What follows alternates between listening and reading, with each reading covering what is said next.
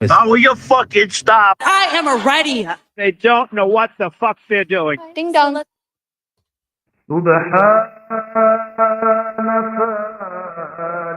Yes. That's right, infidels. Get ready for Independence Day with all the false finishes, stupid gimmicks, and nobody gets over except yourself. So rise and praise, morons. Bring your $5 and get a 4th of July fireworks face slap and see the real truth of your country as it descends into the summer of hell, guided by Hacker Hamid and the hand of Allah. Here with your hostage, MSG. It's the Friday Locker Room. Hacker Hamid, Hamid Media Group. YOLO.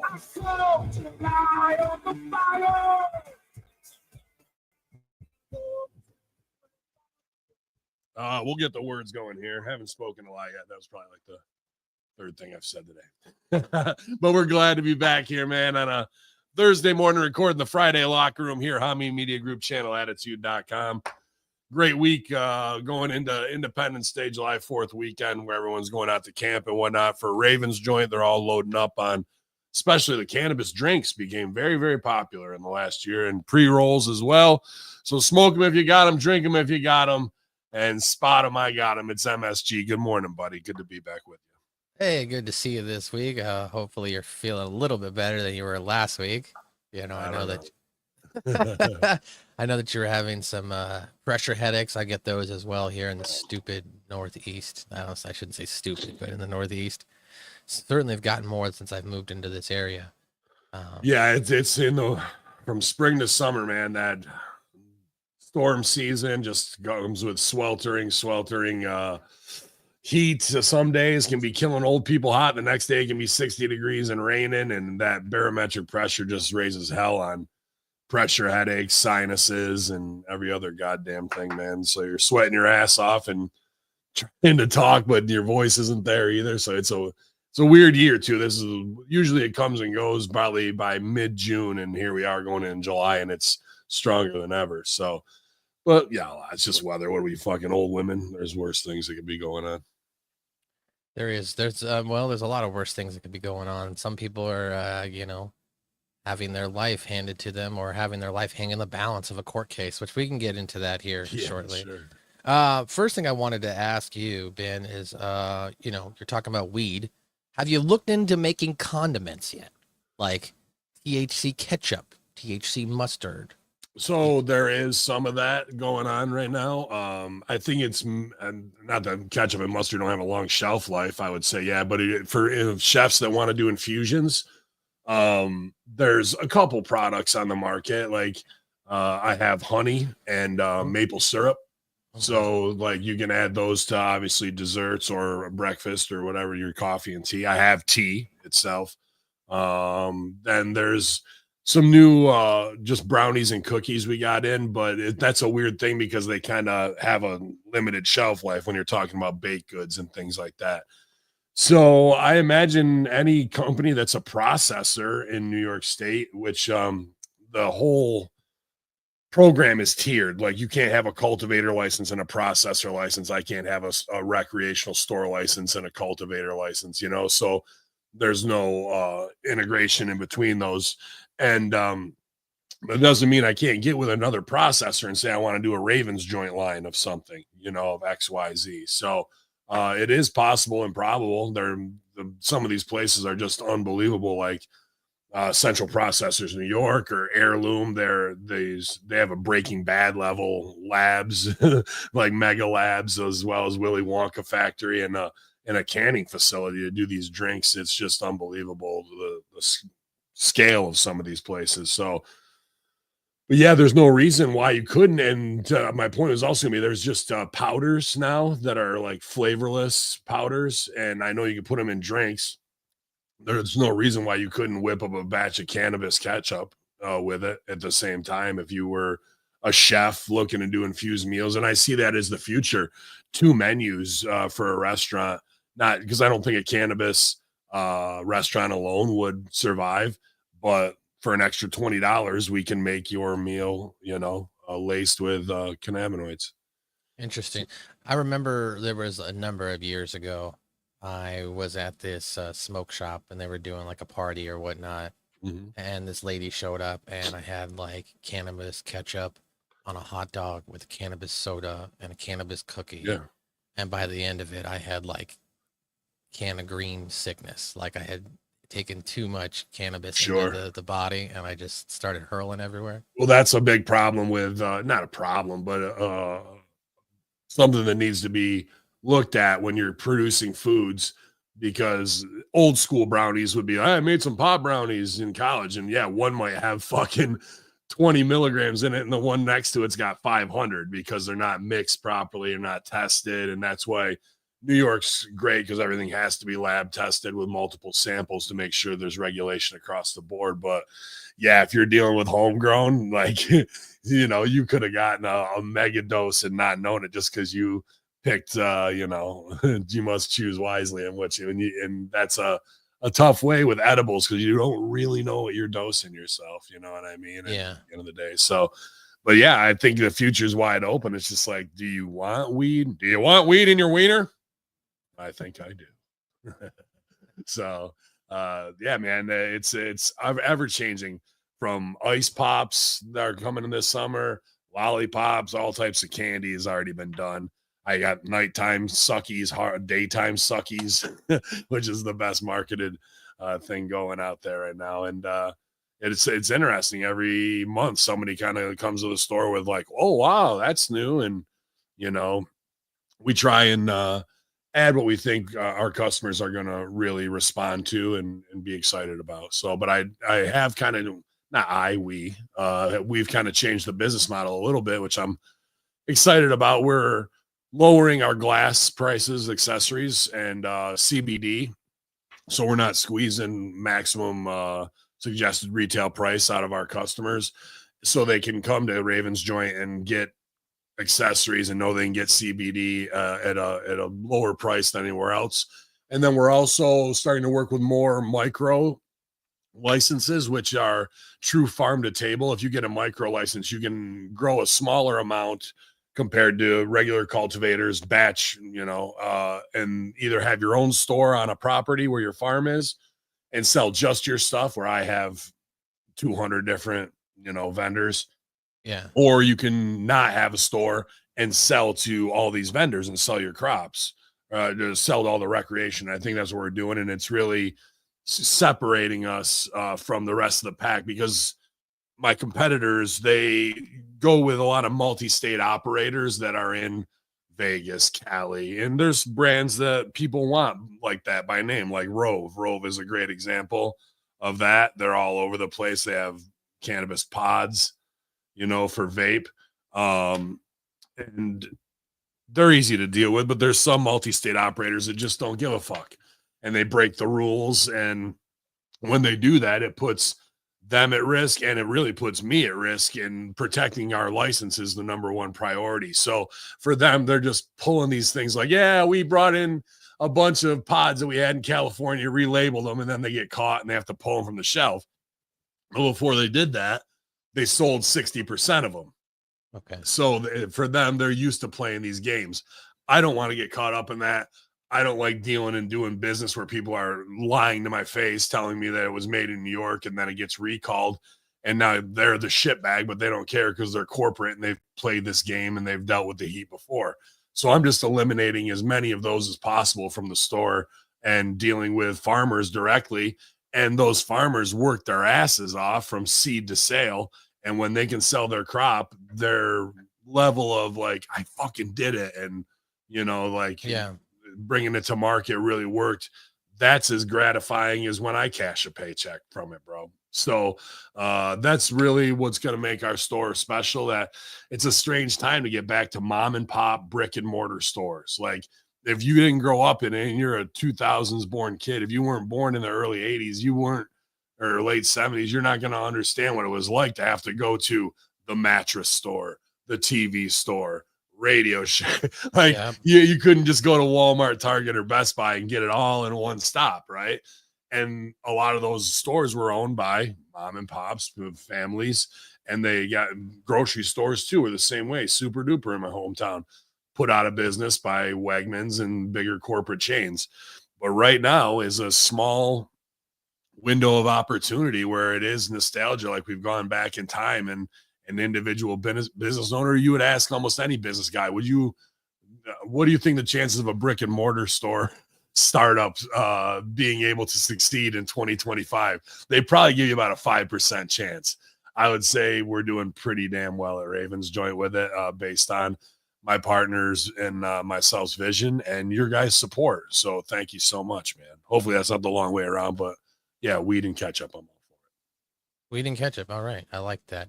Mm-hmm. Did you have anything you wanted to discuss before I get into some different headlines and some? No, you quarterback, and I just woke up. I'm fucking just running my mouth trying to get the fires lit right now. All right. Well, let me ask you this. So I heard, good episode of the Monday Locker Room you had this week with Rick. Thank you. Yeah, of course. And I was listening to it. The question popped in my mind. So, let's say, in the wrestling business, or in any type of business, entertainment, that is, there's the statement, right? There's no small parts, only small actors. So, yeah. If you're not a professional wrestler, that doesn't necessarily mean that you can't work within the industry, right? There's multiple different potential positions, whether it be behind the camera or even in front of the camera. Essential. Like the lion tamer can't go out there and do what he does. Lion tamer doesn't, set up the tent, take the tickets, get the concessions, make sure the merch is done, make sure the fucking cage is set up so the lion doesn't kill people. Like there's a lot of jobs. So when the fans get there, the lion can come out and act like he's the most over person, right? Or over animal. So I know you give advice to young wrestlers who are upcoming, but I'm assuming there's a similar type of advice you could give. What type of advice would you give for somebody who is starting out? Maybe they're looking to be an on-screen commentator, a manager, a valet. Maybe they're looking to work in production. What type of advice or path would you start someone on and have them, kind of like try to chart their own journey? Well, it's all about them. You go right to the Creed song, "My Sacrifice," right? So it just depends what you can sacrifice. And I understand people, want to make their moments, and that's exactly what we're on this planet to do, and that's what I endorse. However, sometimes the sacrifice is bigger because people have careers or they have children and family, and they can only commit to being a weekend warrior. And like, full-time workers might in the wrestling world look down at, oh, he's just this or that or whatever. Who gives a fuck? You're getting out there, you're entertaining, you're living your life to the level you can, and you're trying to have some fun and make some memories, and you can. It doesn't matter if you're only in 100-mile perimeter. You're a part of the industry and you're doing it. So don't let that dissuade you if you're just going to be in a small pond. You can grow to be a big fish and still make great memories and be able to hold down what responsibilities in life that you have. Then you get really fucking infected with the sickness of this mafia and you go, you know what? I think I got it. I can make it. And you fucking start dedicating time and you're on the road every weekend and you're not there. So my sacrifice, no kids, a wives that understand, and that my priority was my performance, because that's what I was doing when we met. So I was very open about that from the beginning. But if you want to get into this shit, you either are probably a fan of your local indie and you're going to want to help out. And the best way to get over with the promoter is do the jobs that nobody wants to do, which is ring crew before and after. After the show, ring crew is, I would say, we need the ring set up for the show, but 10 times more important, because every worker is beat up or they're fucking lazy as shit and they don't want to do any real work. That's why they pro wrestle. So like ring crew setup, you might have 20 guys. Ring crew takedown, you got 6. And this is every indie show. The promoter, guys, nobody leave till ring crew. We're holding envelopes until the ring's broken down. Except for this guy, and this guy who I deem over, who don't have to do it. And then people are like, well, he didn't have to fucking do it. Regardless, sweep the floors, build the ring, ask what else there is you do, break down the lighting trusses, make sure the locker room's clean. These are shit jobs to start, but that shows that I'm here to support at any level I can. And you have to learn this business from the inside out, ground up. A perfect example of this is Mike Skyros. When he first came to 2CW, he was doing all that chair breakdown, going to every show, and this is across the state, to try and get a spot. And he wasn't really trained a ton at that time. He was working with Zach Springate, who I had great feuds with, to learn the fundamentals. And then we made him like a little, twink gay character where he'd skip around and get killed. But he's getting in the ring and getting those nerves out, and the crowd's getting introduced to him.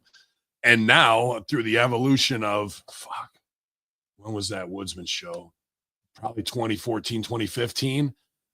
The guy is 10 years in. He's working Minoru Suzuki in the fucking main events. He's the new CM Punk of the indies, like sexy boy, counterculture, rock and roll, got a stud body on him, and is the locker room leader. It takes 10 years of dedication to become an overnight success, to get to that point. So there's things you can control. If you like me, when I started, I'm at OVW, here's Ryback, and even my guys, Ali and Khalil, are fucking jacked to the gills, and guys are gassed up. I'm a fat ass comedian trying to be Chris Farley from Chicago. It's going to take me a while to even get in any ring shape. But what do? I pack my ass up and move, leave fucking $40 an hour design jobs and improv behind after I had moved there to do that, and go to Louisville to get $20 an hour jobs and get my ass kicked to prove it, to rip and learn psychology and earn it from the boys, so I can sit there after the show and take in Al Snow wisdom and, do what needs to be done, and go into all the house shows for a year, just sitting there to do ring crew and sit next to Al so he can ask me a question. I can give some dumbass answer. He can roll his eyes and go, no, this is why Cody should not have done that. And then you learn that way, but if you're not willing to do that, you're probably not going to get to that upper echelon level where you're known globally, to some degree. But that's all any dream takes, is that dedication. And you can do things that can get you ready, where you're watching those shows and going, oh, I could fit in here, even if I'm the janitor and the janitor's got to get choke slammed by Kane or whatever. Well, I'll be that for tonight and take that bump to make that guy look good, because they've seen all the other guys, but they haven't seen me out there. And then they're like, who's the new janitor character? And they fucking want to be smart marks for that shit. So you can practice promos, you can practice punches, all these things that are in your control, and in your diet and working out. That's all in your hands. That's not in the promoter's hands. And if you dedicate to yourself more than anybody else, more than any organization, I'm going to get in shape. I'm going to become the best promo. I see where I could fit in with this group, and as a manager and mouthpiece, or here's this guy and I cut a good promo and he's a fucking giant and shouldn't say shit.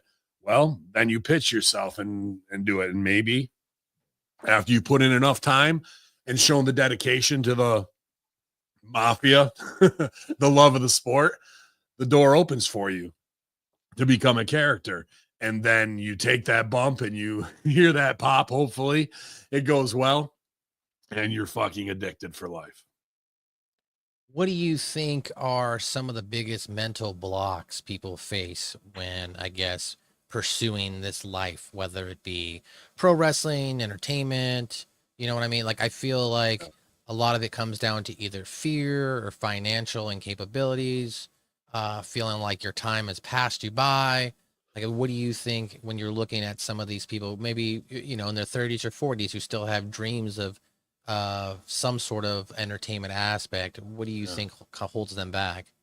Well, first of all, just all this is up here, I want to put over Todd Brantley, because he's exactly the type of guy I'm talking about, who does it all, from fucking setting up rings, setting up chairs, and he can be timekeeper on a match. I've worked on plenty of shows with him, and he's one of those ace in the hole guys. Also, and I'm not saying this about Todd, but usually refs and guys who are production are the top stooges for the promoter. So they are invaluable when it comes to information, temperament of the locker room, who is talking shit. But always huge respect to all those guys that help make the show happen. And Todd's definitely one of those dudes in the Northeast indie scene, bro, who's worked for multiple companies. And when he walks through the door, the promoter can kind of exhale a little bit because he knows he's got a guy who's dedicated to the craft and not just trying to get himself over. When it comes to being an older performer, I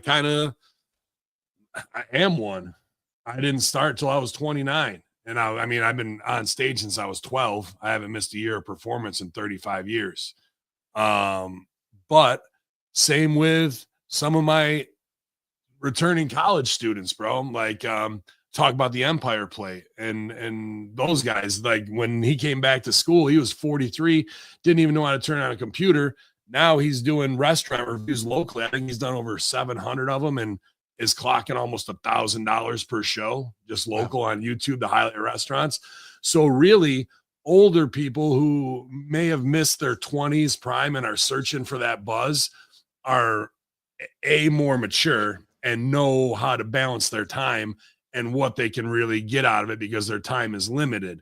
Now, if they're taking bumps, that's going to limit them real quick, but usually older guys come back as managers for younger talent. And it's good because if everybody on the show is 20 years old, nobody's got experience where you're like, I've been in this ring for 4 years. Oh, good for you. But when you have somebody of different age levels, now we're appealing to multiple different people. Why not have Grandpa the hillbilly come out with the hillbillies? You know what I mean? There's all kinds of spots for people who are every race, creed, and color, depending on what you're going to get the most out of it. So don't let age ain't nothing but a number, but it will restrict the amount of physicality. But then I see guys that get in, like a guy who's a great manager locally, Mr. Man, hell of a nice guy. I worked a lot of shows with him. He retired. Wife wanted to retire. 2 years later, he's back. He's probably getting close to 60s now, and he just loves it and has fun with it. And he will go through a table if you ask him. And I go, when I hear that, I go, what the fuck are you doing, man? Mr. Man, I go, you're not going through no table. Oh, I can do it. I know. Yeah, gravity, I know, will help you do it. You're not doing it. I'm not putting 60-year-old guys through. You have to talk them down sometimes, bro. You know what I mean? Even guys that are fucking legends like Little Guido. When I was dude, what an ECW wet dream for me, getting to tag with Stevie and GGP while we and Big Sale while we take on the fucking FBI. Like, for an ECW mark like me, bro, like I was just standing on the apron going, this is fucking it. Even if it's an indie show, it was just takes me back to that 90s, the love and passion I had for it. But Little Guido has got a full back brace on in the ring. His back is fucked. He's like, so pick me up, give me a belly to belly or a back breaker. I go, a fucking back breaker? You got a fucking brace on, my guy. I go, I'll pick you up and give you a bear hug, the lightest bear hug you've ever had in your life, because I am not going to be the guy that puts Little Guido in a fucking, or excuse me, that wasn't Guido, it was Mama Luke in a fucking wheelchair forever, because for 25 years he took insane bumps, but the one Ben Hameen gives him will be the one that paralyzes him. Fuck that, bro. I go, I'm not having that on my conscience. So even guys that have been in this for 20, 30 years are sick in the head who want to put on the best show for the fans, plus do something that's cool, but you got to talk them down sometimes. You know what I mean? And there's young guys that you got to cut out half of their bullshit because they want to do way too much and they just don't understand psychology. And then once you show them how to do it, you get to the back and they're like, man, that was so easy. I was like, yeah, no shit. Wave a flag, y'all, turn around, buffalo them, and then he. It's just comes with the territory of working with people who want to do too much, either young or old, but there really is no time limit. Bro, if I've got a ton of heat, if fucking, whatever it is, 9/11 part 2 happens, and I come out and I cut the promo laughing at them, you can send grandma out after me and they're going to go, kill him, grandma. Put heat on your heel, make your baby off your heel. It don't matter who you send out after me, after I've got a lot of heat, they're going to be over. Right. Yeah. So you could send out grandma, have somebody else jump me from behind, beat the shit out of me out of the crowd, throw me out. I'm walking back up the fucking aisleway. Grandma's still there. I don't see her. She drops and gives me one in the nuts. Grandma's the most over person in the fucking segment. It's all how you set it up to protect people and how you're willing to do business and I got my heat. My heat's there. Now I got to pay it off. And wouldn't it be fucking a great 8x10 with a grandma kicking you in the fucking balls, bro? That's what we're looking for in moments. But it takes a while for the mindset of a wrestler at any age to get to that point. It does. Rip would say, boys, it takes 8 to 10 years to get this fucking shit. And then the rib is by the time you fucking start to get it, your body fucks up and fails on you. And then you really got to know how to work because you're fucking hurt all the time. So you can't be fucking doing all that dumb bullshit. Truer words weren't spoken, bro. Like, that's exact career of myself and so many others, dude.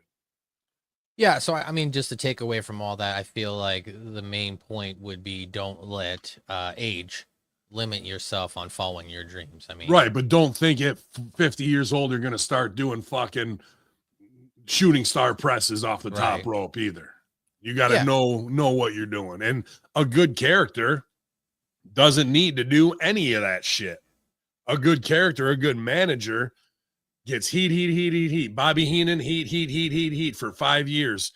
One fucking match where they have to put him in a weasel costume. He's not getting bumped off the apron, going through chairs and shit like that.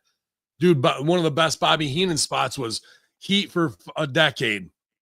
Then he comes out and people go, fuck you, weasel. He's got more heat than the guys in the ring. He's giving them the rub. Pulls out a chair, sits down, opens the newspaper, reads the newspaper while the match is going on because he was pulling too much focus. People are watching him out of the corner of their eye. The match is going on. Heels doing what they got to do. Bobby fucking closes the paper for a minute to look. Looks like this. The whole crowd comes up. He doesn't even get out of the chair. Opens the paper, sits back again. Bro, that is power. That is the addiction that we have of, like, with a look, closing a newspaper, I can fucking get this crowd to come up out of their seats. What a fucking, there's no movie can do that. No live play performance can do that because the crowd is the other person that's not in the ring, right? Their support and they want that reaction. So Bobby, that's why he's the greatest possibly in the history of pro wrestling. Better than Flair, better than Hogan. Bobby Heenan's better than all those guys, bro. Yeah. So it sounds like to me, if you want to be a manager or a referee or, you want to get in where you fit in, then you shouldn't be limited by your fears of maybe you thinking you're too old to do this or life has passed you by. Yeah. What are you going to do? Just fucking sit around, mow lawn and watch the fucking View all day? Like, it's your life. These are your 80 trips, 90 trips around the sun. What are you going to do with them? Sure, we make commitments and bonds and with weddings and kids and t-ball practice, but that's their life. Are you going to sacrifice your life for your kids? That's very noble and to do that. And many parents do, but they also end up living vicariously through their I'm red shirting my kid in 7th grade so he can go to UCLA to find, like, you're a retard. You fucking when you do that stuff, I can instantly tell that your life is unfulfilled and unsatisfying because you never pursued what your passions were. And now you have to put all this pressure on the kid who is probably not going to be able to live up to the standard because he kicked a soccer ball better than other 7th graders. So you thought he was going to fucking be the next Pele. And like now you're in this shit of like your kid's a pro. Meanwhile, you live in a town with a graduating class of a high school of 140. So your kid's the best out of 140. Good job. That's when you don't chase your dreams, when you don't have a passion, when you don't feel fulfilled, you pass that on to your children and they're just not living their life. They're living the life that you wish you had so you can fucking act like you're proud and better than other parents. But you really didn't do fuck all except get laid one night and fucking squirt out another kid who's now got to be shouldering all the stuff that you never did. I don't agree with that. And it happens way too much. And then you're a dad on the fucking sidelines ready to fight the refs because of some call in a fucking high school game that no one gives a shit about, nobody knows about, but you're acting like it's the fucking Super Bowl every time you go out there. Like, not following your dreams, not going after your passion can turn toxic. Yeah.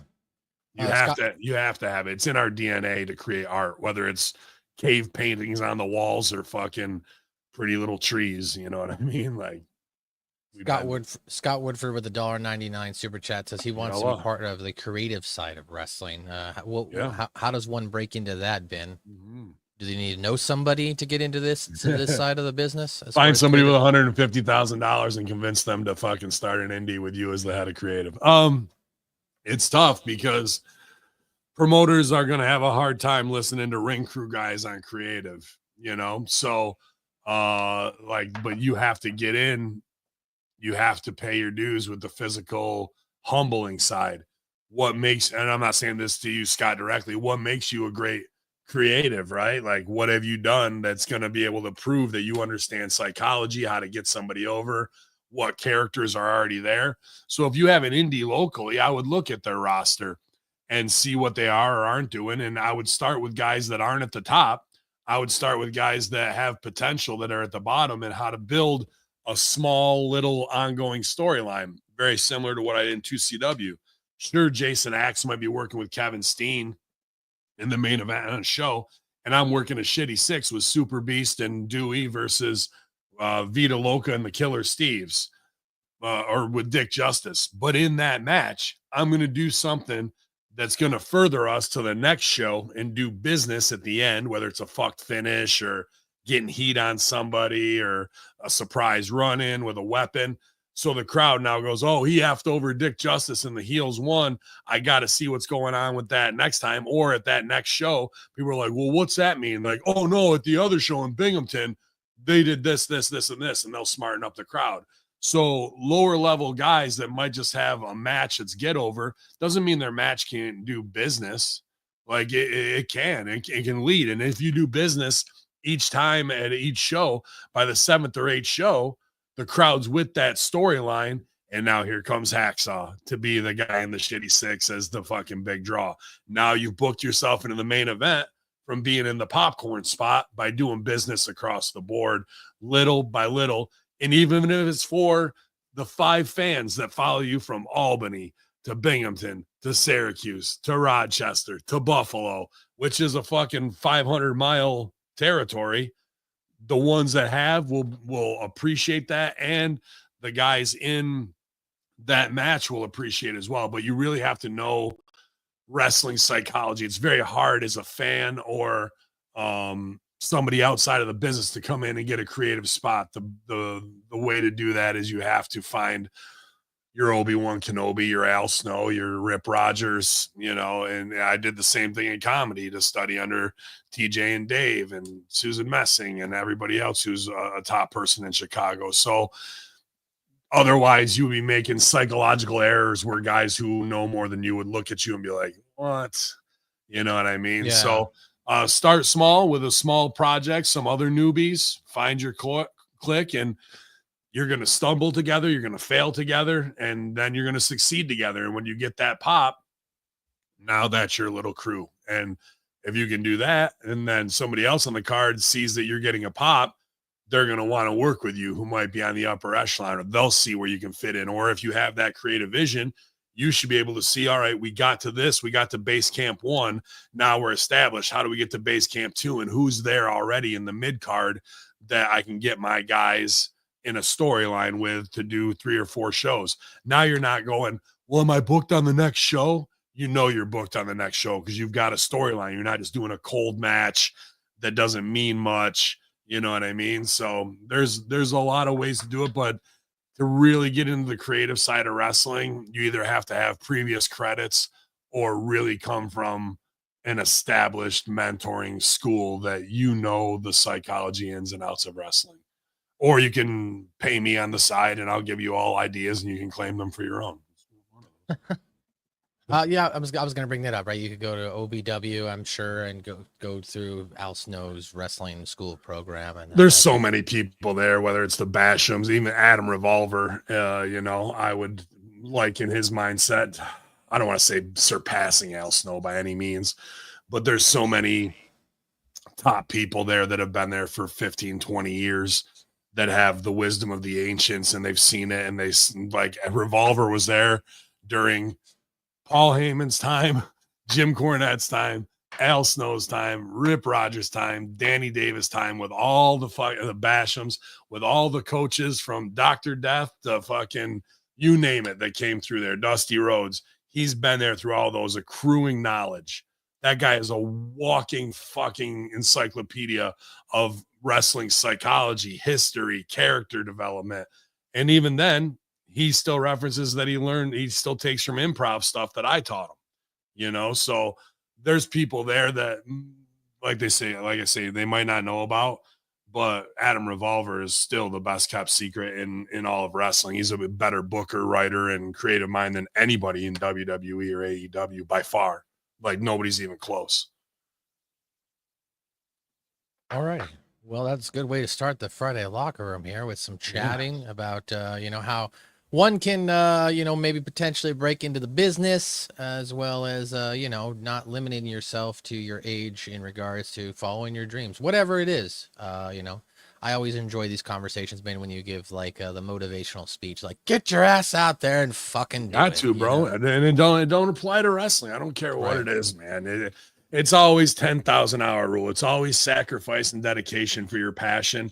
And hopefully you can monetize it. But even if you don't, like all the time in OVW and 2CW, I'm not really making any money from the promotion. I'm working for free and doing all these jobs to get on the show so I can that therapeutic release of what you desire, right? But by the time I get to it and have matches with Foley and Tracy Smothers and fucking Duggan and Slaughter and fucking whoever else, now I've got moments on 8x10 that I turn around and make all that money back by selling them at merch, because the other guys who just want to have indie matches and get their shit in don't understand how to book themselves to get to that point to be able to work with legends. So they're still selling 8x10 or trying to sell 8x10s of themselves. Not me. I'm selling 8x10s of me with top fucking guys. And perception is reality. So when the crowd sees that, who's more over after merch, me or them? That's just the way it is in the fans' mindset. So not only are you doing these shit jobs, you're driving hundreds of miles. Hopefully you got a road dog like I do, my best friend, referee Sideburns, to be there and share it with you. That really made my career wonderful, to be able to share it with Sideburns, dude. And you're there making moments that later you can maybe capitalize on monetarily and equity wise afterwards.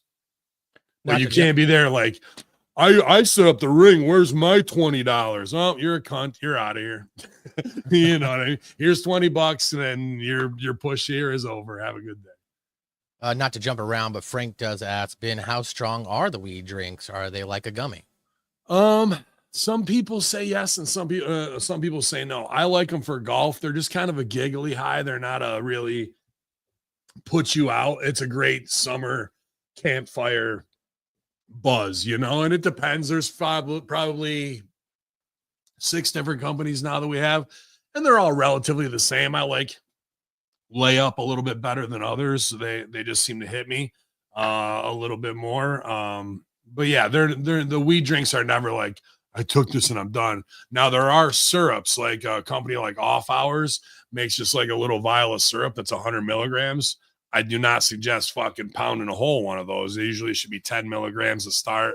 You can go 20 if you want it with a little pour, but open a Sprite, pour a little of that in there. That's a little bit stronger of a hit than a pre-made drink is. Some of these syrup concentrates, or Heirloom has and so does Jaunty, drops that you can put in anything. So you just buy a Gatorade, put 10 drops, 10 tiny little squirts in there, and off you go, and that nobody knows. It just looks like you're drinking a Gatorade as opposed to having a can that's people might know as a weed drink. So yeah, drinks have become super popular, especially with golfers, campers, people on boats during the summer, things along those lines. And shout out to Heirloom. They're sending us a brand new Heirloom refrigerator for the drinks. I'm excited. Oh, nice. That'll be good to keep those drinks cold and ready. Yeah. I Did I try out for TNA? I did. I've never had a. The only in-ring tryout I've ever had was for WWE, and that was at OVW. But I was just a manager then, so it's not like, well, when I was a wrestler, they definitely would hire me. If they would have seen my bumps, they'd probably been like, "Fuck no." But I worked for TNA because of the Kamikaze Kid, James Long, aka Paradise, who is a producer with WWE now, and he was a great producer with Impact for a lot of years. And he called me out of the blue saying they needed a web and YouTube guy. So I worked for Impact for 9 months. And then I had to threaten to sue them to get the rest of the money from Dixie right before she sold to Billy Corgan at that time. So it was cool. I was working right here in the missile silo, and shit, what's his name? He married the diva. He was on Tough Enough, and he was a ring announcer. Josh Matthews was kind of my boss and go-to guy.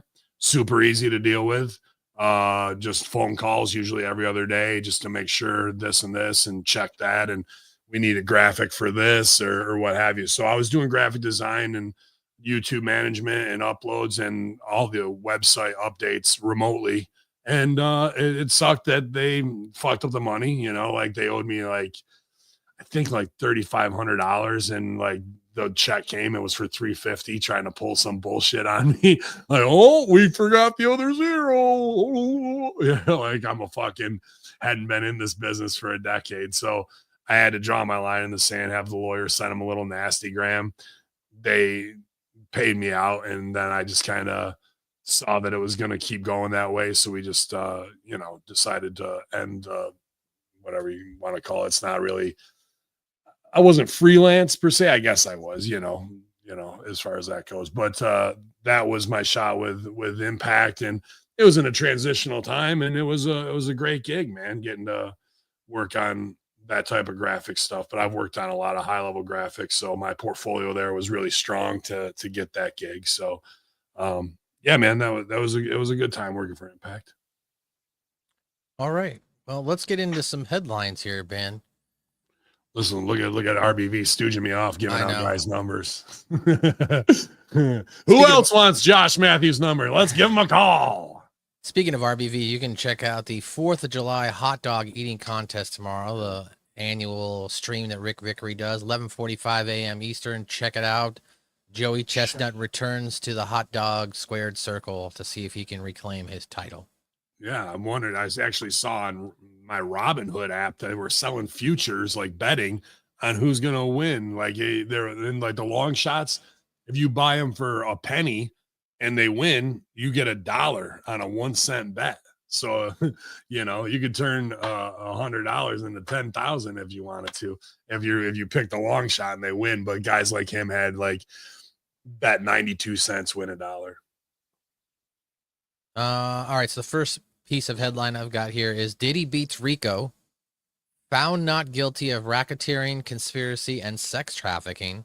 Yeah. But he's found guilty on both counts of transportation to engage in prostitution. So the jury in the case reached a verdict on Wednesday. Count 1, Rico not guilty. Count 2, sex trafficking, Cassie Ventura not guilty. Count 3, Mann Act transportation, Cassie Ventura guilty. Count 4, sex trafficking, Jane Doe not guilty, and count 5, Mann Act of transportation, Jane guilty. So a federal RICO violation could result in 20-year sentence. The transportation to engage in prostitution could carry a charge of up to 10 years, while sex trafficking by force, fraud, or coercion may carry a 20-year sentence. Ben, I had a couple people hit me up, and they were like, so basically we're fucked? Like you can just get away with whatever you want to do if you've got money and power, and you can prostitute out women, you can sex traffic, you can have Diddy parties and get freak offs, and you can get away with it. I mean, am I right? Are they right in thinking that? I mean, because it feels like Didi's he's going to get off here with a little bit of a slap on the wrist. Yeah, well, I mean, it shows that our judicial system is run by Freaks. corrupted Dems that fucking can be called upon by upper echelon elites to let a guy who's on camera doing physical fucking abuse to women and fucking people are testifying against them that they're setting things up. And maybe from the jump, this was a witch hunt that was all a show, because a RICO trial is a very tough thing to prove. And if you wanted to get them, all those charges probably would have hit that they dropped if it wasn't a RICO case. A RICO case is to show that there's multiple parties involved in illegal activities in a conspiracy that was made to prosecute the mafia. Just because you got Cassie working with Diddy and maybe some other guys as fixers, that doesn't seem like a RICO case to me. Now, that being said, I haven't passed the bar. You know what I mean? I only know from TV and things along those lines of studying. I'm not a lawyer, but I play one when I need to. And so maybe from the jump, the RICO charge, they knew they couldn't get it. So they just want to drag this guy through the mud. And maybe we've heard things like, oh, it was the alcohol companies that he went against that tried to fucking destroy him, right? So maybe they cut a deal with them and like they just want to slander him. And once they got their knee off his neck, oh, we'll call our judge friend and we'll do, we'll back off a little bit and we'll just give him slaps on the wrist, and that'll be enough to feed the fucking plebs out there like that are looking for blood and Schadenfreude. So that's what I feel like happened. I think the guy is an absolute, piece of shit that is completely guilty of more than what was just tried on, like whether it's Biggie Smalls and Tupac's murders, it's, just the fact that you're out there with Hillary Clinton and Epstein and you're doing P. Diddy Run the City and Rock the Vote. And now you're die. Yeah. Well, I choose die for him. That shit is fucked up because they're going to try and do some PR campaign. He's going to come out with another album. And then also black culture that wants a win over the white establishment acts like they're going to support this. Like, we're all having fucking baby oil parties. Really? You don't seem to understand that violence against women, sex trafficking, and also possibly abusing minors is wrong. He beat the system. Like, okay, your priorities are fucked and you are easily swayed. Like, hip hop was made to keep black culture down in the 90s. We went from Cosby's, not to mention his name, but Cosby's and spinoff where the kids all go to Hillman College, and all black college, and a different world, and educated African Americans. And within 1 year, and that goes with the hip hop too, whether it was fucking De La Soul and Tribe Called Quest. And then all of a sudden, everybody's got a fucking AK-47 in their hand and they're killing each other, and there's crack in LA. And we're building towards a 4-prison profit system to kill the African-American nuclear family. And then 35 years later, we go, what happened? Yeah. No, don't blame it on video games or music. Dude, their whole life is about creating culture. So where would you attack them? Right there at that base. And then once you have a whole generation of children who think it's fucking cool to smoke your ops in the street, when really it's your fucking cousin, probably twice removed down the fucking block, because you want to sell drugs that the fucking government is bringing into your hood and make more money and act like you're fucking machismo, that you can't see the bigger picture. Well, that's total mind control over the black populace. And as far as I'm not saying that's just the hoods of America. There's plenty of upper middle class, even, those day-to-day wage earners who are still in a nuclear family teaching their kids to do the right thing. But we only get to see the world star black fatigue clips where we can roll our eyes at somebody's behavior that really they've been living inside a fucking complete psyop their whole life, and that's why they act that way. What's it called here? Lab Rat says Diddy's new song "Baby Oil Dripping." That makes me think: should Diddy, to get back in with the public eye, should he just lean into the cringe? You know, should he just be putting out, you know, baby oil dripping music video or something like that? And Something's gonna happen. In fact, it's a great time for what's the most powerful weapon in all of media? Satire and parody. right. If real comedians who do have some integrity wanted to get back over on him, they would put that song out before he did, make fun of him, embarrass him, because the biggest thing he wants to do is to look cool in front of the world. Like, I beat this, take that, take that. And fucking, if you bring him down a notch, then he's not going to want to stick his head up to get whack-a-mole again. You should make a complete and total rib out of the fucking guy, that even when his name is brought up, it's not like some, he beat the system, dude. Like, as far as I'm concerned, let Louis Mangione free and fucking put him on Diddy as far as that goes. If I was putting on my conspiracy horseman hat, do you think that Diddy got off, or he got the lesser amount of charges because there are people who are within the government system itself who attended these freak off parties? Like 100%, 100%, Okay. bro, 100%. Gotcha. Not even like that's the number one reason why he's not fucking going to jail for 20 years is because of who He's was got there. dirt on them. Oh, 100%. And it just shows you that the American system is a lie. It's corrupt. And fucking, we still act like judicial, legislative, and executive when the judicial is completely trying to tear down presidential orders. They're letting fucking psychopaths like this return to celebrity lifestyle after exposing them. Guys that are supposed to be top dudes of father figures.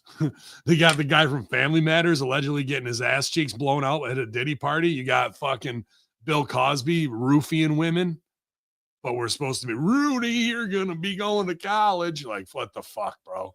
Like, it's all a bullshit lie, and they corrupt them on the outside so they have blackmail to hold over their fucking heads.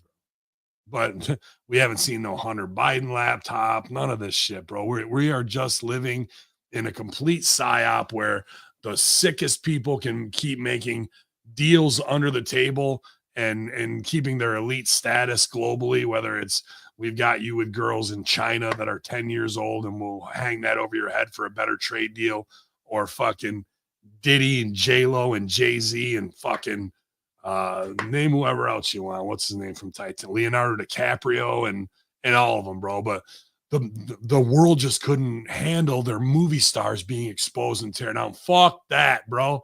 I'll go build the cross in the backyard right now. You go get Leonardo DiCaprio. I'll put 2 through his fucking hands and leave him out in the sun for the next 20 hours.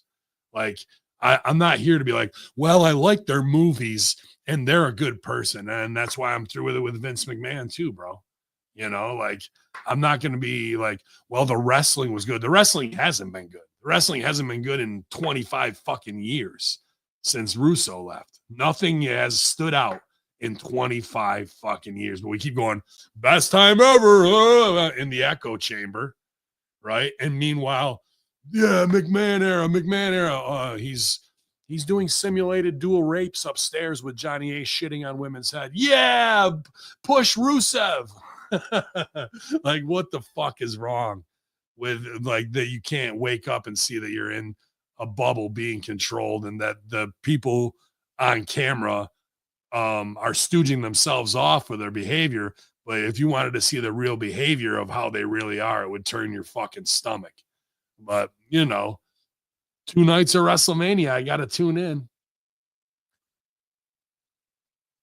Another story that popped up while we were here, someone mentioned it. Philadelphia's largest blue collar workers union goes on strike for the first time in nearly 40 years. Apparently, largest workers for the first time in 40 years on Tuesday after a deal couldn't be reached with the city. The AFSME District Council 33, which represents thousands of city workers, including trash collectors, has walked off the job after negotiations didn't end in a deal. The union last went on strike in 1986. They represent about 9,000 city workers and services held by the handheld sanitation department, the water department, police dispatch, street department, maintenance at the airport, and more. They said sometimes in life you got to take a step backward to take a meaningful step forward. And our men and women don't want to do it, and truth be told, can't afford to do it. We can't continue to go down the road that we've been going on for many years. We have to see change. Now they're fighting for higher pay Healthcare benefits. They're seeking an 8% pay increase every year for 4 years in healthcare benefits for all employees. So what are your thoughts, Ben, on, I guess, this union potentially, or I guess they're going on strike? I mean, when you look at stuff like this, where it's a sanitation department, right, where the people who come and pick up your trash every day, and they're not there anymore, you know, what type of outcome or what type of potential issues do you see coming out of that? Yeah. Which city was this? I'm sorry. This is in Philadelphia. Philly. Well, I mean, nobody will notice Philly's trashed already. So, yeah, man, those guys are smart as blue collar workers.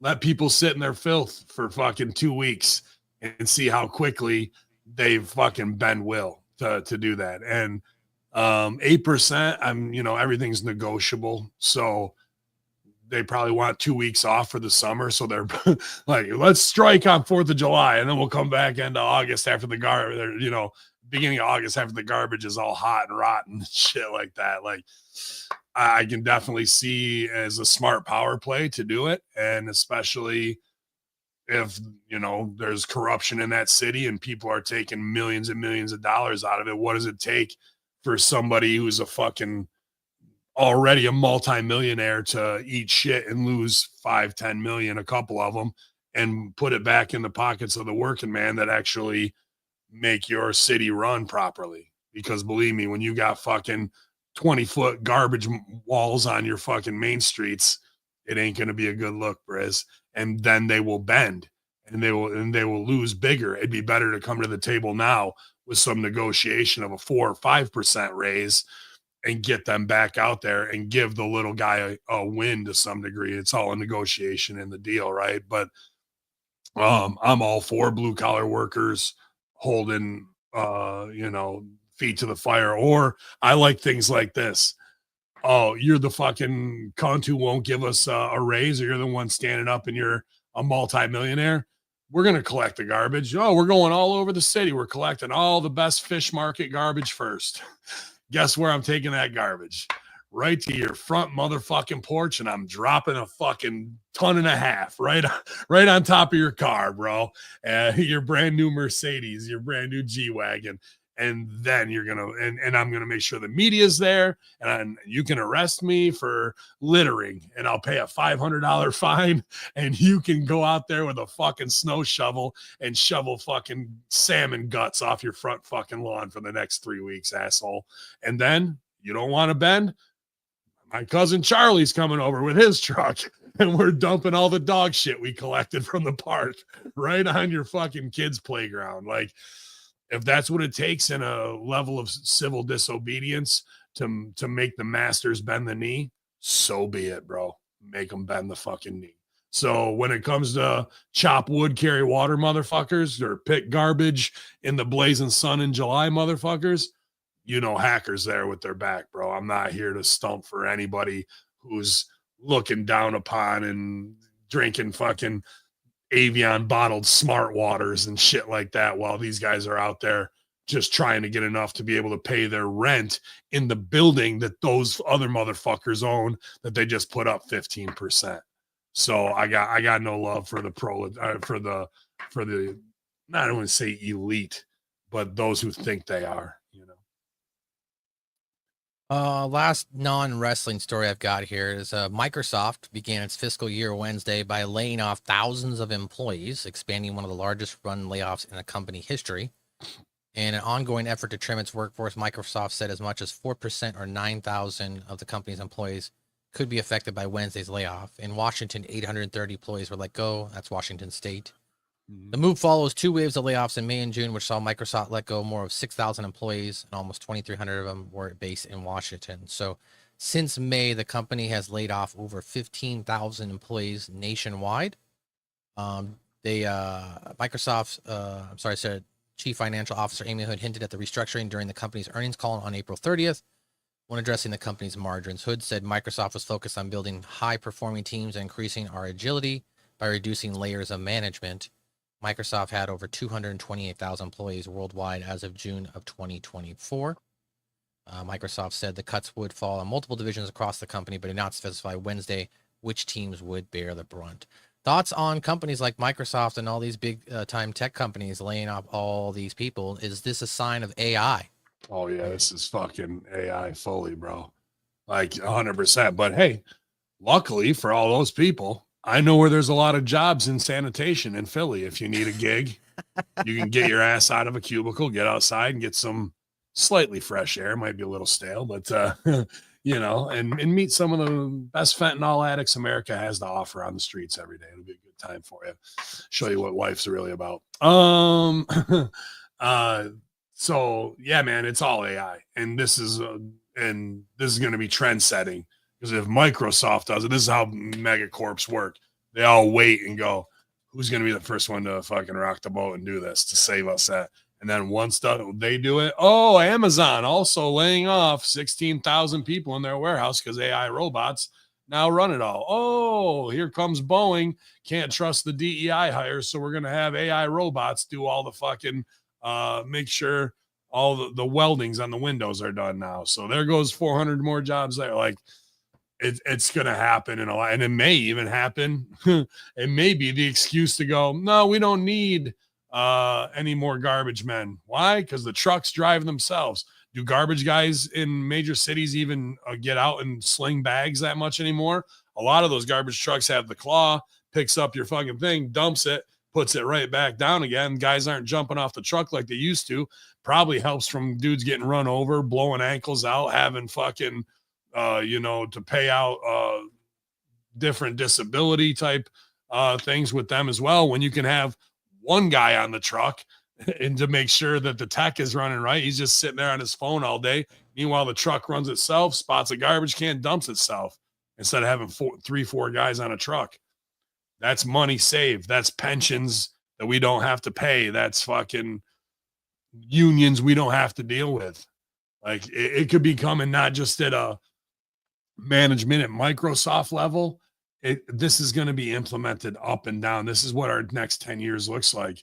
So everybody needs to go to OVW and start training to be a manager in wrestling. That is your only saving grace going forward. No, everyone's going to need to really take a look at, like, what is the purpose of my life going forward? How am I going to, and we're going to have to answer that question. How are people going to support their families? And that's what they want, is a universal basic income to make you a complete wage slave, because there's not going to be a way for people. What do you think upper echelon management and top workers at fucking Microsoft were making? I'd say start 120,000 upwards to go to 2 million, depending on where you are in the pecking order. You think those people are just going to be able to fucking go back to Starbucks and do that? And even Starbucks is going to be completely automated, you know? So we're going to have to really face these problems in the future. And I'm going to be honest too. I would have 1 or 2 humans there, but if it comes down to it and I can get an Elon Musk robot for $25,000 and put on whoever's face I want to, from John Cena to fucking Cheech and Chong, to sell weed, and it can cash people out or restock, why would I not buy a $25,000 robot as a paying a fucking kid, or not somebody on my staff, 40 grand a year to fucking possibly call in when I need them the most on a Saturday, or whatever. They're bitching about the fact that they're doing this or that. Like, robot fucking does what I want it to do. Can look just like that person's face, have any voice I wanted to, and show them, here's my indicas, here's my sativas, and let me check you out real quick. All the while, you're not going to rob the place, because it's taking a real-time fucking video of everything that it's seeing, doing facial recognition features in case anything goes awry. And at the end of the night, it plugs itself into the fucking wall by itself and is ready to open the store the next day. There's no human error in that. And if they only cost 25 grand, why wouldn't I save myself $15,000 plus the novelty of having a shop that has 3 AI robots as their customer service reps, checking IDs, checking facial recognition? I'm just using myself as an example. You think every other company in the world's not going to fucking want to do that if you can replace a $40,000 human employee that needs a pension with a $25,000 robot? It's crazy. Like that's where we're going. People aren't ready for that reality of, what do I do with my life now. We'll just play Guitar Hero at home all day long. Guitar Hero is I don't not know, around man. It's gonna be. anymore. It's Okay. gonna be. All right. I thought all your retro games were in. No, the Guitar Hero controller is like on the secondary market to even get one now is like $500 to $1,000. So Imagine this: you actually had to learn how to play guitar. I know that'd be crazy. you now have 12 hours a day to become the Renaissance man or woman that you wanted to. Are you going to learn how to paint? Are you going to take care of your property and home so everything looks incredible because you have the time? Or are you just going to sit your fat ass in front of the TV with some Haagen-Dazs and watch Love Island for the fucking 38th time? Hey, that was gelato. Okay, I had gelato last night. Not You know, it's a very interesting, scary future, but I don't think it's being promoted because I think a 2027 mass event is coming that will shake up all of societies. 2027 mass event? What do you mean? I think some Planet X type shit is going to happen. Right. Hold on one second, you vamp. I got the old man's calling. Yeah, no problem. So while Ben is taking a phone call, just a reminder, guys, you can check out channelattitude.com and get the latest and greatest episodes from us. As we get ready to transition off Channel Attitude, though, at the end of the year, we'll be launching our Patreon as well as offering memberships right here on YouTube. So you'll have the option to either go to Patreon, get a podcast and the video, or if you just specifically want YouTube content, you can pay a membership here. So that is in the works right now. You can also check out the Next Level Review podcast with technically all of our stuff is up right now on YouTube. So if you want, you can go back and you can listen to the Next Level Review this week. You can listen to the Monday Locker Room. You can listen to the HMG Wreckage. It's all in the money. So it's all there for free right now on our YouTube on Hami Media Group. So if you missed anything this week, definitely check that out. Jesus Christ. Having a hell of a time. Been having some issues here getting his headset back on.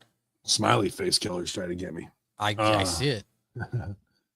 Sorry, man. But today's my June 30th was, but big shout out to Hoopdilla the Butcher, my little brother's birthday, 42 years old. So we're having barbecue tonight at the Emperor's Palace. So I just had to get that straight with. I don't know how you didn't listen to what I just said, Todd. I just said the information, the videos will be available on YouTube through memberships, and they're available now.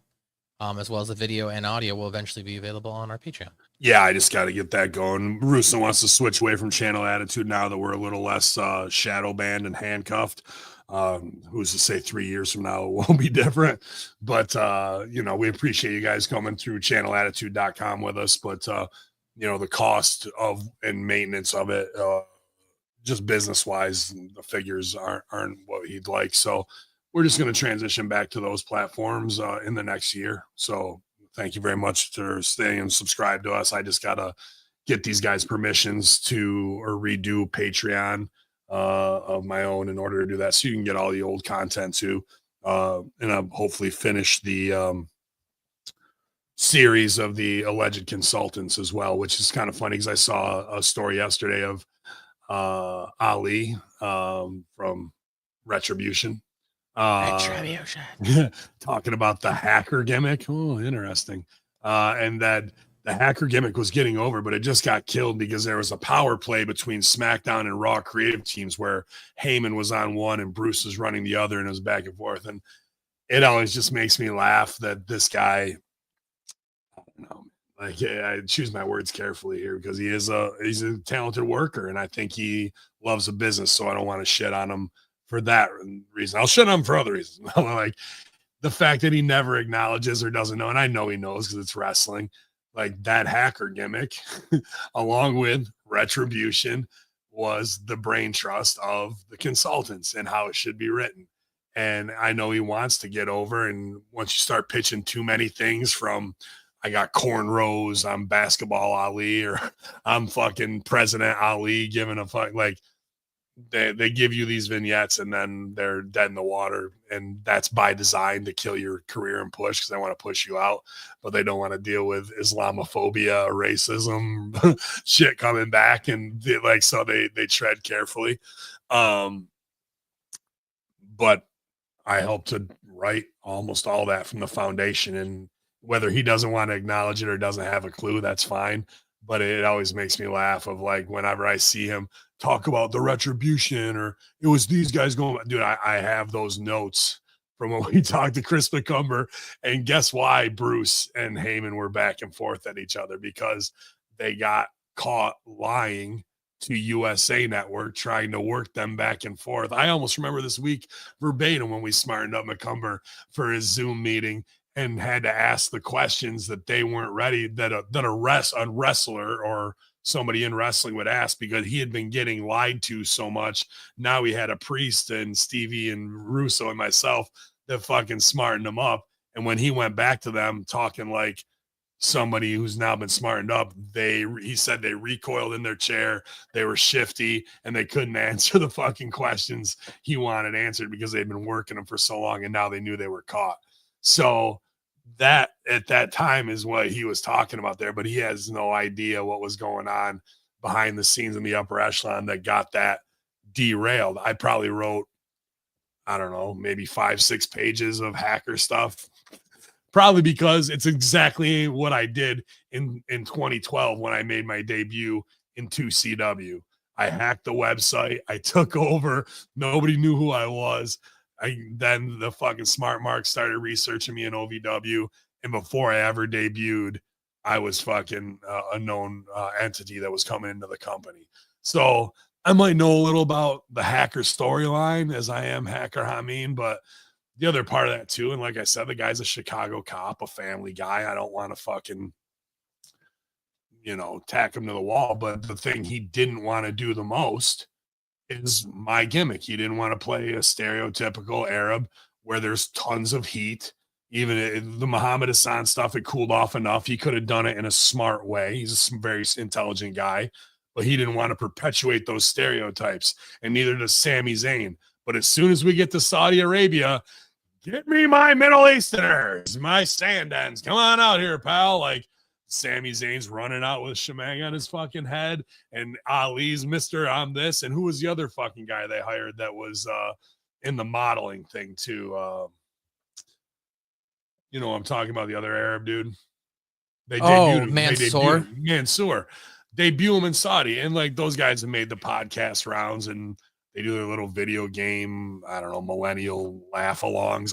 I've tried to watch that shit and I'm just like, it's guys who are in wrestling who want to talk like the boys. Like, I can't take that shit. Like, I walk out of locker rooms when guys are in there fucking doing that kind of shit. I'm just like, I can't, that's 10 years behind me.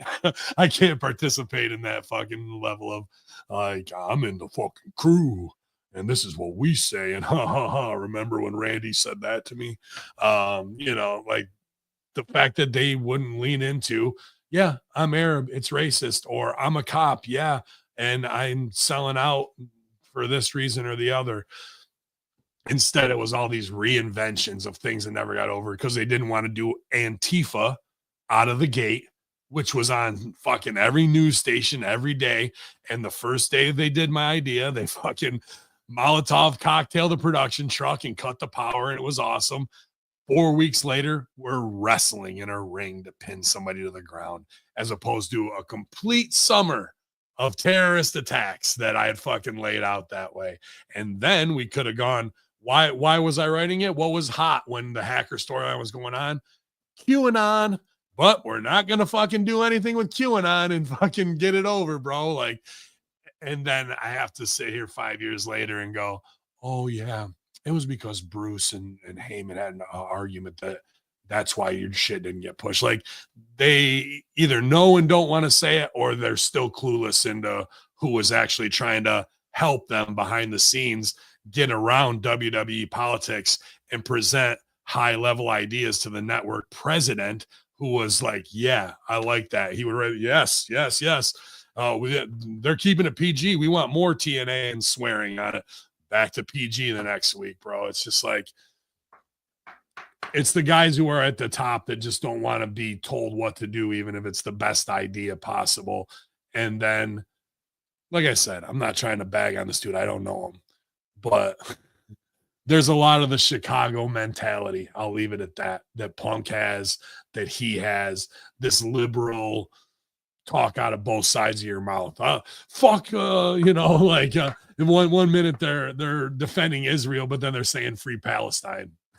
Just whatever flag you want to march out next, they'll fucking line right up and do it, bro. I watched Chicago comedy tear itself down the exact same way during Black Lives Matter. So it's what I expected. But when I saw that this week, that always brings a droll little smile to my face, and send it to Stevie and go, it's funny. He still has no clue. The guy has a ton of talent. I'm not saying he doesn't, and he fucking can wrestle and work. But there's something about that Chicago crew, because I worked for 3 different indies in Chicago. Really great time there as well. Especially at Windy City Pro. But he worked for Black Label, and I never worked for them. And to me, that is like a woke culture indie. It's very much that. You know what I mean? I will put over that they told Nick Hausman to get the fuck out of there. Like him and Frank the Clown did something where, and Nick's a great improviser. I'm not saying he's not. They kind of stole the show with a promo because they're good at it, because they can't take bumps and they're not physical. So you better be good on the mic. And then he came back and did one of those, like, he's like, why don't you guys just give me the book? Like after the crowd popped for their good segment, came back cocky, the worst thing you could fucking do, right? And they're like, why don't you get the fuck out of here and don't come back? So there's some things that pop me about them, but I never worked for Black Label. But to me, my perception as an outsider was they're about that woke culture lifestyle, and we're not going to do Muslim extremism and play into stereotypes. Wrestling is stereotypes. That's why fucking Muhammad Hassan's Dark Side of the Ring just blew up, because even almost 2 decades later, people still want to see it. Like there's wars going on everywhere. Why is Rusev not playing a Russian? Why is fucking, like we're not playing into any of the things that we have, like whether it's Jewish stuff or what have you, man. People can pay off the heat in a phony wrestling ring and deflate the actual geopolitical situation that is going on, because you're letting the crowd blow off steam, so they're not seething and salivating with fear and loathing, wanting it to happen on a battlefield for real. It can happen on a stage play, and they get the same level of closure, but nobody fucking died. But these guys don't want to go, I'm not betraying and playing a Muslim extremist and because I've got integrity. Well, okay. Then when you never get over, when you switch gimmicks 6 times in 6 years, and then you go, I just don't know why. Now you know fucking why. Your integrity got in the way. You are a blank slate as a fucking actor. You should be able to embody anything, even if it's extreme. That's not you. That's a character you're playing. I was telling this someone the other night. I was like, one of the things I like about acting is it allows you to play out characters and emotions in a controlled environment, right? You're not actually these people, but you get to act out these emotions in a controlled way to where it doesn't negatively affect others, or it shouldn't negatively affect others, because you're just acting. Mm-hmm. Just acting, man. And I'll say this is part of it that comes with it, because this is why the improv of wrestling is the best and the most dangerous. This is just Master Shoot Theater, and I saw the love in the chat for Master Shoot Theater this week. A fun time, good Planet X talk and whatnot. But during the improv part, the satire part, comedy part, I'm playing Vince, and because on the earlier part, everything influences everything in improv, right? So like once we put it out there, it's all in the ether sphere, and I bring it back. So we open up a Planet X and talk of John Teeter, CERN, 2027 end of days. And Russo didn't know about John Teeter, so we had to kind of debrief him on all of that.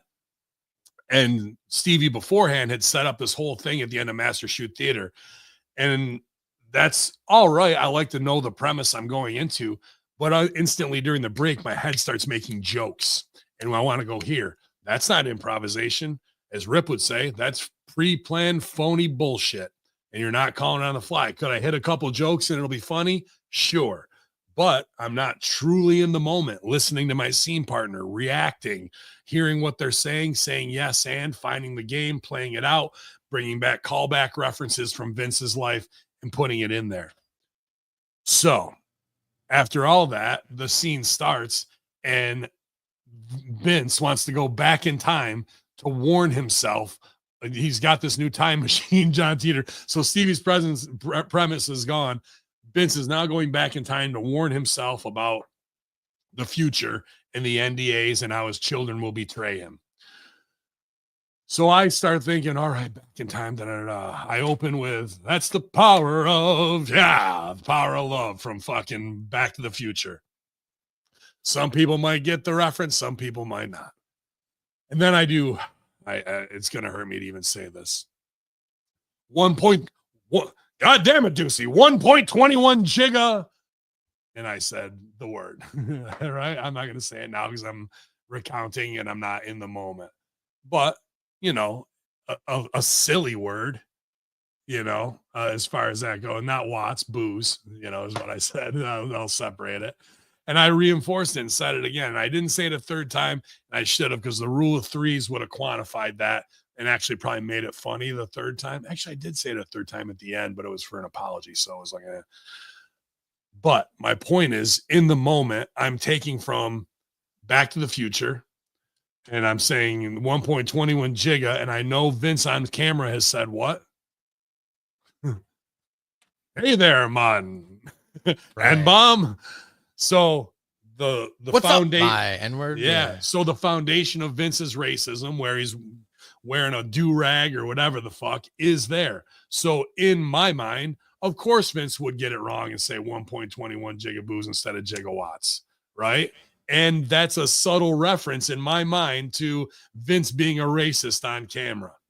So would he possibly have said that? I would say yes in the choice that I made.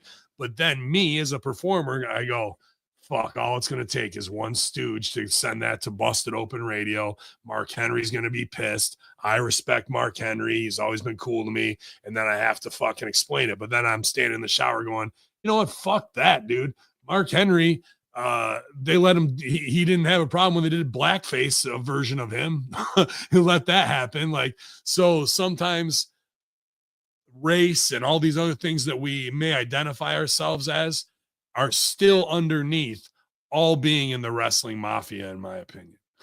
But I'm in the moment improvising, doing something that is blatantly, ridiculously racist to some degree, but I'm doing it as Vince McMahon to fucking show the satire that he indeed has plenty of racist tendencies underneath, or the fact that he loves black culture because he's obsessed with Martin Luther King, things along those lines. But when it comes to actually creating black characters with integrity, it's always some shuck and jive Bojangles shit, Yeah. Whether it's Street Profits, New Day, like whatever the fuck it is on Inception.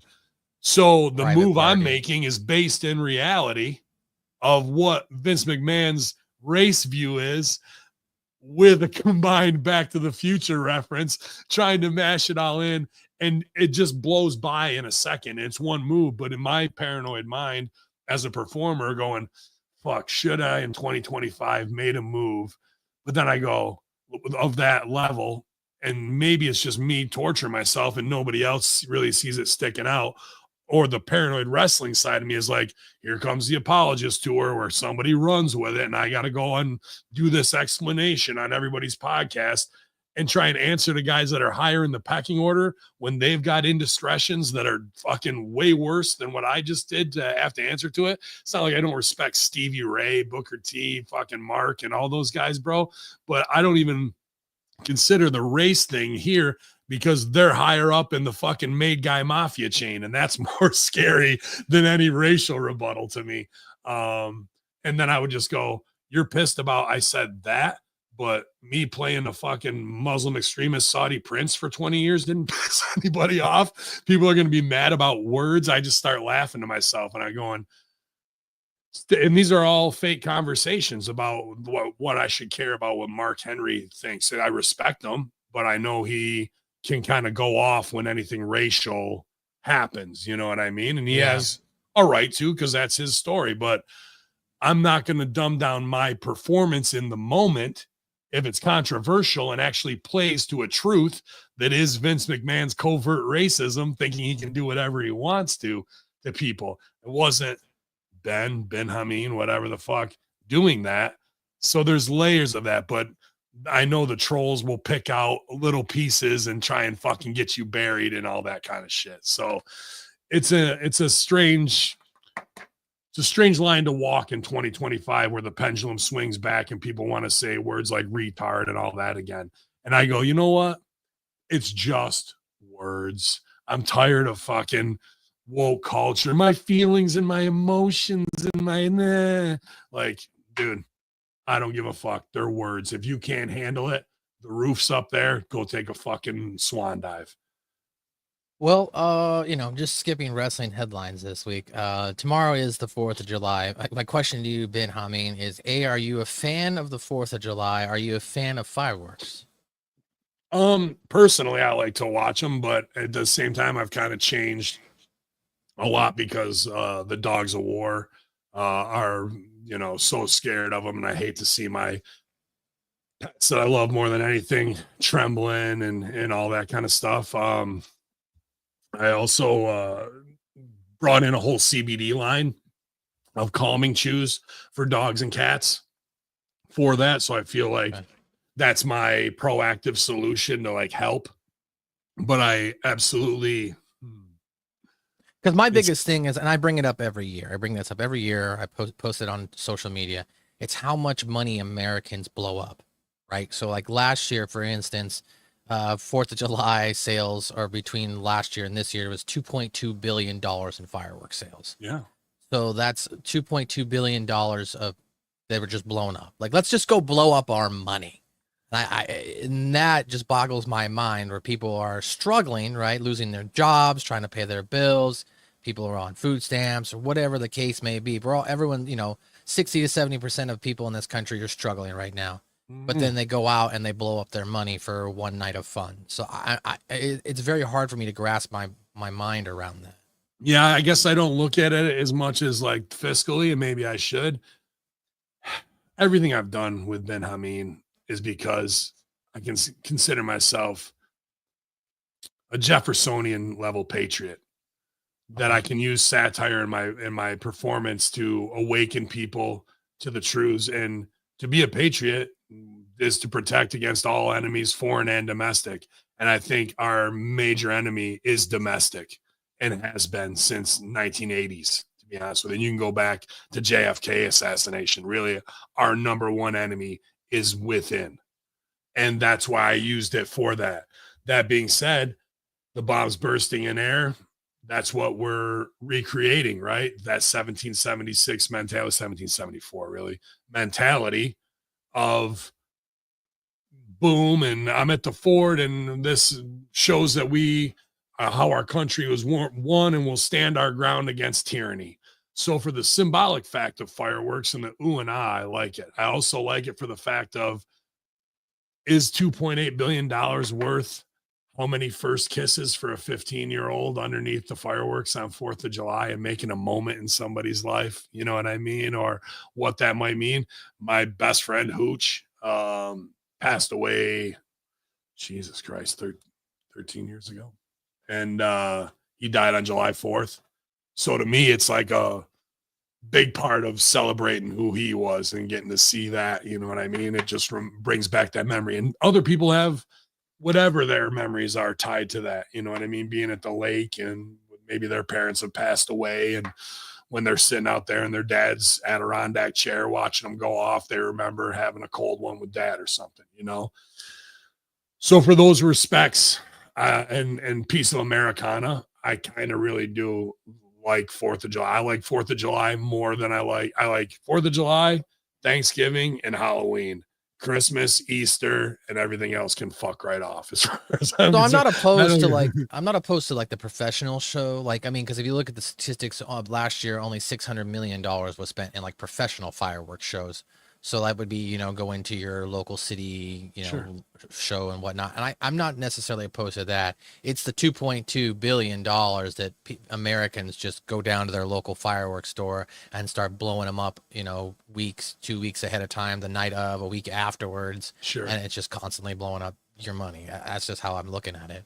Yeah. Well, I mean, people are going to be frustrated with the fact that they don't have it. So these are the simple pleasures that make a man feel like a king in front of his kids when he can go and blow $200 on fireworks and set them off. And your 5-year-old's like, wow, with that. And you get to feel that. So that's probably part of it. I imagine there's probably another 20 million on hospital bills for blowing off thumbs and shit like that, I absolutely can see your point in it. It's just one of those things to me, aside from pets being scared, I like what it truly kind of embodies in the American fuck you spirit a little bit. You know what I mean? And I think that Wild West Jeffersonian culture is what is really at the foundation of who we are as human beings.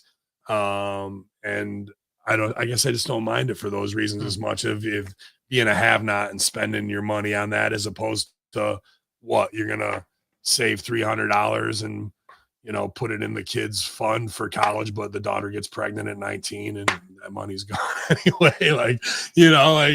To me, it's about sure we plan for a rainy day, but there may be no rainy days after 2020, or it might be a lot of rainy days after 2027 with Planet X, and we get 40 days and 40 nights of straight rain. You got to build a fucking ark.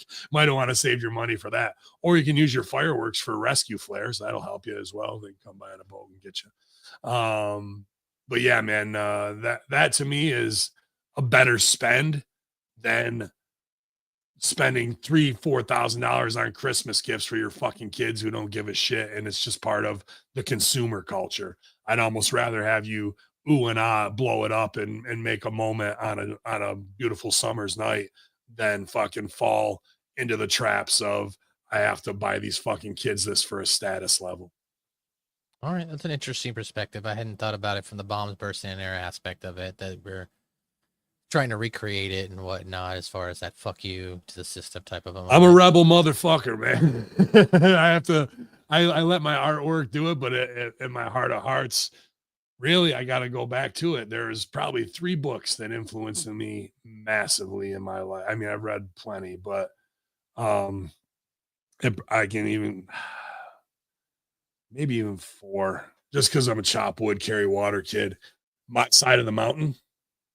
Kid leaves, his family's poor, goes out to the fucking woods, finds like a dead tree that's been hollowed out, makes his own survival shelter, and thrives in the woods by himself because he wanted to alleviate the stress on his family of having to feed him.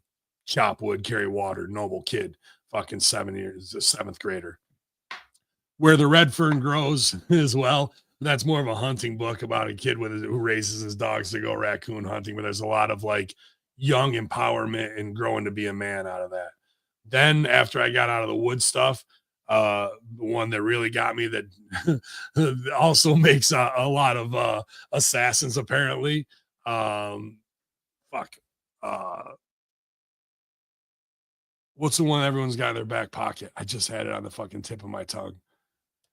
Fucking his sister's name is Scout. Catcher in the Rye. Thank you. Okay. Catcher in the Rye. See a body, catch a body coming through the rye. He hates phonies. He hates fucking phonies. Yeah. He hates people who are shills, and he just wants to protect his little sister Scout from the outside of the ills of the world and keep her innocence and show her what truth is. Very much a part of who I fucking am. Then you get to 1984 in the disinformation, Orwellian future, how the government has corrupted everything, how everything's a lie. And when you hear that, usually the opposite is true when you hear whatever comes from them, and how fear and loathing control everything. By 7th or 8th grade, bro, I was kind of locked into who the fuck I was going to be for the rest of my life. And I've just used my art to enhance that, bring that to the masses whenever I could. Sure, when I'm doing Fiddler on the Roof and Guys and Dolls and in junior high and high school, maybe not, but I'm just sharpening my swords to the point of where we are now, that I get to work with the greatest wrestling writer of all time, that I got to be on the same stages as Chris Farley, Mike Myers, Tina Fey, and all your favorite SNLs. Like, that's the foundation for me to get to that point and actually inflict some of my own worldviews through characters. I'm not getting up there going, you can't trust this fucking government, and just standing on a soapbox doing shit. I'm going to become the government and show you that you can't trust what I say, and then you can hate me for it. And now I'm pulling out the real reaction that these people should have, as opposed to the fucking, yeah, like, I'll do whatever they tell me. TGI Friday, laugh track. Da, da, da. Meanwhile, Carl Winslow's sucking dick in the back room with Diddy, but nobody wants to fucking hear that, bro. They are like, did I do that? Like, Milkman, the paper boy, the evening TV. Yeah, exactly, bro. So I love this conversation today, man. Like, that really is kind of the foundation, along with what my parents instilled in me. But those 4 books really kind of made me who the fuck I am, bro. And then you can go to Everything You Know Is Wrong and Hunter S. Thompson, and all types of different rabbit holes after that I became infatuated with. But that time in your life is such a, your brain is unmolded clay, and what gets to it and what resounds with it is what you're actually going to be forever. And a lot of people who get to their 30s or early 40s and they get a divorce because their kids have gone off to college now, they're looking to get back to that point of play, of imagination, of freedom, of when they really, who were they at that time before life's outside factors of mortgages and tuitions and taxes got to them. That's the foundation where they are. And I've just been fortunate enough to commit to the bit, man, and kind of live this lifestyle. And has it cost me possibly going to WWE or other places? Sure. But I can look at myself in the mirror and say, I did it my way, just right.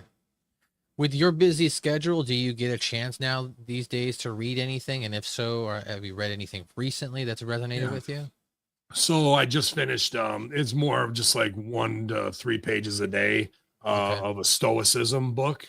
I'm very much into Marcus Aurelius, Epictetus, Wisdom of the Ancients, of leaders who tried to not be corrupt. Absolutely. And what did they learn from the people that they were studying before they took over? Because the cycle continues, and it's easy in this climate of fear and loathing to sell for everything. In wrestling, would say, I'm not selling for that. Fuck that. But Stoicism, Marcus Aurelius, take it a step farther and really inventory of what I'm feeling, and to look at things objectively, and to take emotion out of decisions and things along those lines, has really helped me, because I'm a New York asshole at heart, and I can fucking go 0 to 100 real quick when I get triggered on something. That's just the climate we grew up in. You got to act hard as fuck when it's time to go, like harder than anybody else, because you're from New York. It's expected. And it's generational. It's in my DNA to some degree. My dad is a real chill guy, but on my mom's side, fucking the psychopath can fucking come out like that, dude.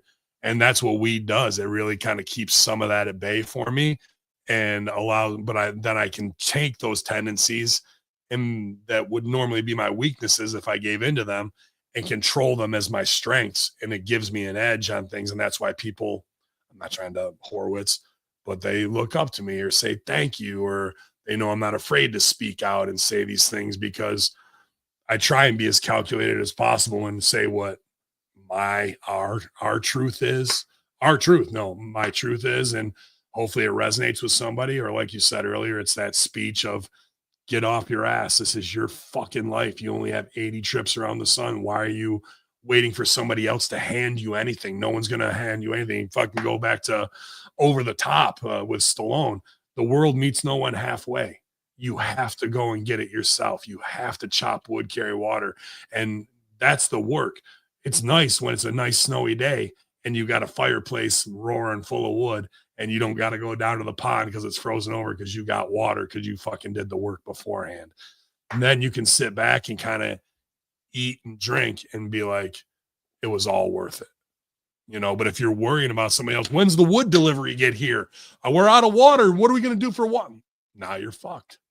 And that's just a bigger lesson in all of life, man. And I'm so thankful that my uncles and my father taught me that through not saying it, but by show don't tell.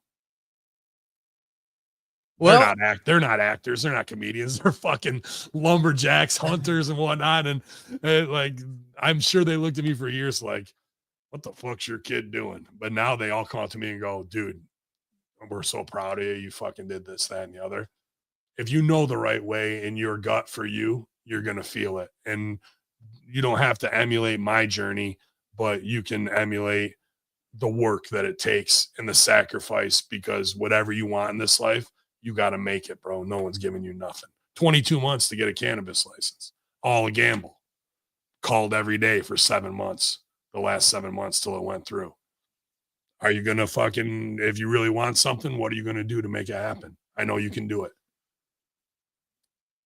wise words from Vin Hameen. So yeah, screw the headlines. We ain't got any wrestling headlines this week. There's not much going on anyway, other than Britt Baker may or may not be leaving AEW. Yeah, whatever. So that's all I've got, Ben. Unless you've got anything else you want to hit on today. No, man, this was a great time, Maddie. Thanks for being fluid. Those Wednesday nights open to close kill me. So I looked at the phone, 8:10 here. I'm like, fuck, I'm just getting up. So this really invigorated me for the day. I appreciate it, man. And you're living proof, bro. You've taken this advice for fucking a decade, and you've had a wonderful 10 years. I'm super proud of you and plenty of others and what you've accomplished. And you're not afraid to start again. I know if things aren't working there for you, Connecticut personally, thinking New York or going back to where you had, friends and family in other places. But now you've leveled up. When you were there before, you might have been, struggling more than you would have. Now you can walk back in there into a comfortable place, take a higher position because you've been out on the road doing all the work. No one can take that away from you. There is no denying that. We say fake it till you make it sometimes in wrestling. Now you've made it. Now you've put in the 10 years. Now you can fucking kind of pick what you want. And big shout out to Jargo. Jargo, exactly the same way. Now taking a huge position. Already has a great spot in Indiana, taking an even bigger spot out on the West Coast, doing TV production, because he keeps working, keeps leveling up, doing it for his family. But to say like, hey, I started here and now look where the fuck I am, bro. I worked with Sinclair doing all the shit jobs and got up to that point, and now I'm the man over here. So I'm just proud of all you guys, man. And you're truly living life. You're not just in life. Yeah, shout out to Jargo. The place he's taking over, actually, one of the stations was my first station. So wasn't it nice? Yeah, yeah. So I've been joking with him, like, well, at least if I need to move back to Washington, I know who to hit up for a job. Same with Rick too. Rick's got big stuff coming up. I know he's working on himself to make sure he's getting his health where he needs it to be before he takes his next journey. But, and I'm not trying to say it was something I saw. I know he doesn't want to reveal yet because nothing until it's signed. I was like, dude, you'd be perfect for this. And he was going through a real, probably toughest part of his life when he saw it. And maybe that was enough of a brass ring for him to be like, I got to get my shit together. And I knew he had the skills to outshine anybody for this position if he can. So by this fall, he may have a whole nother incredible trajectory. And I'm super thankful for all that I've gotten to do. But when I see you guys shining just based off of the wisdom of my masters, all I'm doing is fucking re-saying what I learned from the people that I sacrificed for, my father, and what he has instilled in me. And sometimes people either didn't get that or they just need to be reminded of that, and maybe your dad had similar advice and you just need to channel his advice. I know your dad's super smart guy, way into problem solving and the psychology of the human mind, and can sometimes bring people down from the ledge where you're yeah. And like, bro, it's not worth that. You know what I mean? So to each their own, but find those mentors, embrace them, and use that knowledge. Don't just accrue it and then put it away. Well, apparently it's Rick RBV's birthday. Apparently it's going to be canceled here by Vin Hameen. Yeah, I'll definitely cancel that. There are no birthdays anymore. But I didn't stooge off what RBV's thing is you never want to do anything until it's signed, sealed, and delivered. But even the fact of that, let's just say I'm not trying to put anything negative out there, that you guys can get to this point. If you can do it once, you can do it 10 more times. So if that deal doesn't close, the next one's right around the corner, and you're at that level now, and take pride in that because you guys put the work in, man. Yeah, I just fucking put it out there saying, yes, you can. And you guys had to go and do the heavy lifting, and you did. And now it's paid off. So, well, that's another edition of the Friday Locker Room, guys. Of course, you can check out all of our content right now for the time being, channelattitude.com, but you can go back and listen to the content as well here on YouTube. If you missed the episode today, Friday Locker Room will be posted within the next 24 hours. Right now, the Next Level Review is up there, of course, along with HMG Wreckage, Impact Attack, Monday Locker Room, Mac Attack this weekend, and so much more. So check it out. Thanks to you and Big Ray for getting all that uploaded, bro. I mean, there's just no way I would have time to right now, especially fucking open to close killed me yesterday. No problem, sir. No problem. That's what we're here for, because it takes a team, right? It takes to run everything. So you guys enjoy it, man. You guys are the best of the best wrestling fan wise. There's nobody more hardcore who's getting the real shoot on it, because other podcasts with more over guys, they're still looking for a spot with WWE.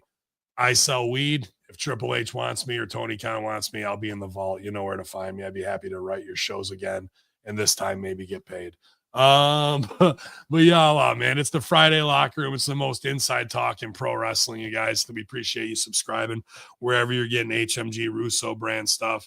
Yeah, man, and it's days like today that motivate me. I'm humbled and honored to get to talk, to hopefully make somebody's life better and put over the mentors that helped me get to where I am, man. But we're all on this journey together until Planet X and a meteor destroys us all with a polar shift. But won't we be able to say, hey, that's a pretty light in the sky here on the Friday Locker Room, Hami Media Group. Enjoy the 4th, everybody. Don't drink and drive, get a ride share, and don't blow your fucking thumb off with incendiary devices. Or do. His wife, she's going to be raped by a motorcycle gang. I mean, that's a good 4th of July. Thanks for the $1 super